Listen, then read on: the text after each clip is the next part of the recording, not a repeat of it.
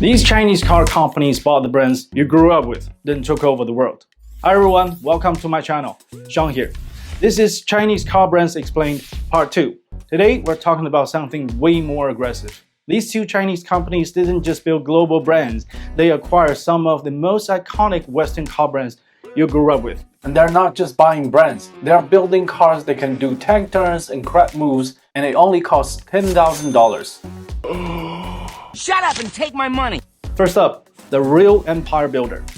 GEELY, a lucky company, because their Chinese name, GEELY, literally means lucky and auspicious. GEELY isn't just a car company, it's a global car empire. It all started with the founder of GEELY, Li Shufu, who started as a refrigerator manufacturer in 1984. Today, he owns some of the most iconic car brands on the planet. Let's break down GEELY's brand universe. Volvo, 沃尔沃. GEELY acquired Volvo from Ford in 2010, at a time when many people thought the brand was in decline. Fast forward to today, Volvo is stronger than ever. With major markets across Europe, the US, and China, GEELY didn't just save Volvo, they give it a second life. LUTOS, 莲花, the legendary British performance brand, acquired by GEELY in 2017. Once a niche, low-volume sports car company, now transforming into a global EV performance brand. We're talking electric hypercars, luxury electric XUVs, expansion into China, Europe, and Middle East. ZEEKR, another smart brand name. ZEEKR's Chinese name is ZEEKR, sounds identical to ZEEKR, just different characters, which means geek. It also sounds like 即刻, which means right now in Chinese. Now you get it. The brand name basically means a bunch of geeks and nerds obsessed with tech building high-performance luxury cars. And let's go right now. It's built for tech-focused drivers, high performance, advanced software, cutting-edge EV platforms. Already expanding into Europe, and some individual private imports in the Middle East will be available in more markets. Personally, ZEEKR is one of my favorite brands. Lynk & Co. Lynk, co-developed with Volvo's Swedish design and engineering teams, big in Europe and Middle East. Instead of traditional ownership, they pushed a subscription model, basically turning product into a service. By the way, I shot a short documentary for Lynk & Co. OA back in 2023 when I was a TV commercial director. Shout out to Harman Kardon's brilliant engineer Hans Lutty. It was my pleasure to work with him. Now I'm a tour guy. Life's like a box of chocolate. You never know what you're gonna get. Polestar, 极星, premium EV brand, focused on high-performance electric vehicles with sleek Scandinavian design and cutting-edge sustainability features. Mercedes-Benz, 梅赛德斯奔驰. I know, it's hard to process, but it's true that GEELY owns 9.69% stake in Mercedes-Benz, making it the second largest single shareholder. The all-electric Smart is the new baby of this strategic investment. GEELY co-designed Smart's all-electric lineup, blending Mercedes' luxury design with GEELY's EV technology. And the first largest single shareholder of Mercedes-Benz is another Chinese company called BAIC, 北汽集团, which owns 9.98% of Mercedes-Benz stake. So it's safe to say that Mercedes-Benz is a 19.67% Chinese company. PROTON, 宝腾, Malaysia's #1 national car brand. GEELY's investment has revitalized PROTON, bringing advanced EV and hybrid techs to its popular local models. 远程, literal translation is long range, hydrogen-based fusion power commercial truck lineup. If you live in London or travel there before, you must have seen this brand. LEVC, previous name was the London Taxi Company. GEELY acquired them in 2013 and renamed it London Electric Vehicle Company, and started the transition to EV taxi. James Bond would have died hundreds of times without this brand. Aston Martin, 阿斯顿马丁. GEELY acquired 17% stock share of James Bond's Lifesaver in 2023. LIVAN, 瑞兰, GEELY's dedicated battery swapping EV brand, joint venture with LIVAN Technology, targeting Gen Z buyers. I almost shot a TV commercial for LIVAN, but eventually, my pitching lost to a lower price competitor.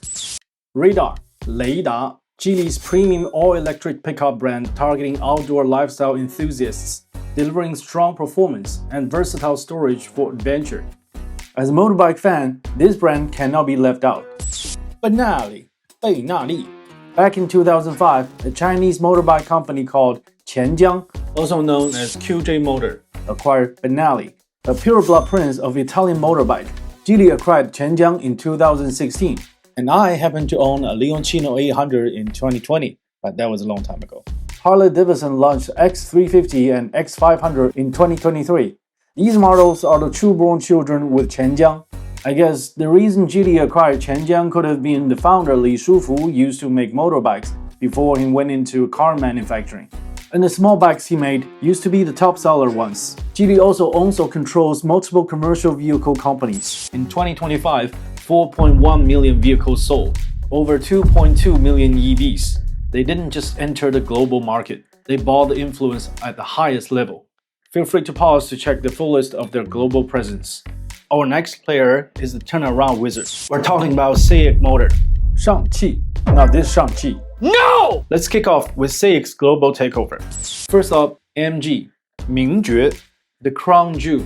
SAIC bought this British sports car legend in 2007, kept its DNA, rebuilt it with Chinese EV tech, and blew up globally. 590,000 units sold in 2025.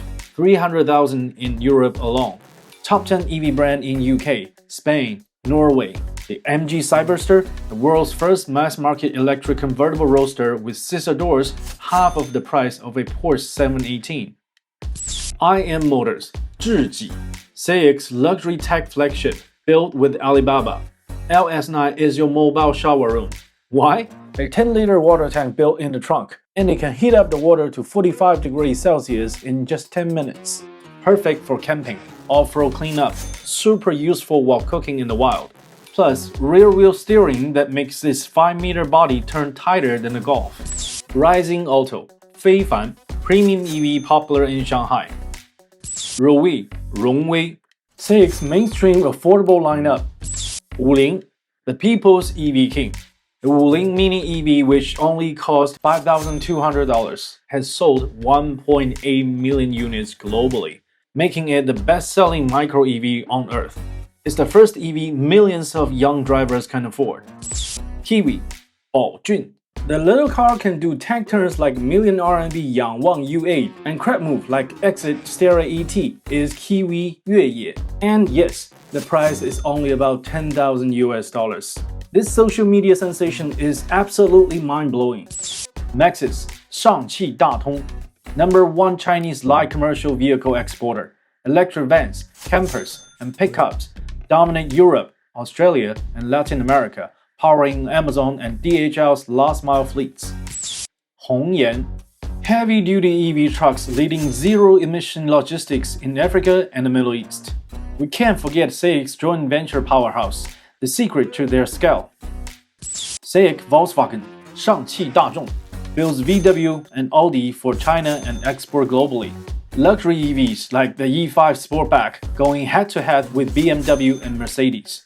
The ID Era 9X is Volkswagen's first ever 9 Series flagship SUV, with 1,600 km total range, taking on Li Auto and Huawei Aito.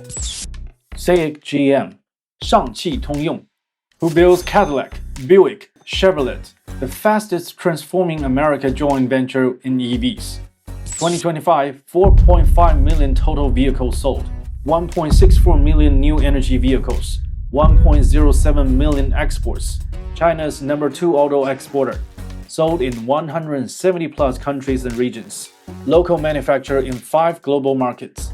Geely used acquisition to build a sprawling global automotive empire. SAIC used acquisition to perfect the art of reviving iconic, beloved brands with Chinese EV tech and sold them back to the world better than they ever were. That's not just smart, that's a masterclass. In the next episode, we're going deeper into the EV game. We're talking about the 3 startups that completely reshaped the Chinese EV market. NIO, XPeng, Li Auto. Insane founder stories, perfect name puns, and technology going head-to-head with Tesla. Have you driven any of the cars that I mentioned in this episode without knowing who owns the brand? Let me know what you think about them. Drop a comment below. I'll read them all. Perhaps I will make a Q&A video with your comments. Hit the like button, subscribe, ring the bell. I'm Sean. This is China Inside. Thank you for watching. I'll see you in the next episode. Geely used acquisition to blah, blah, blah, blah, blah.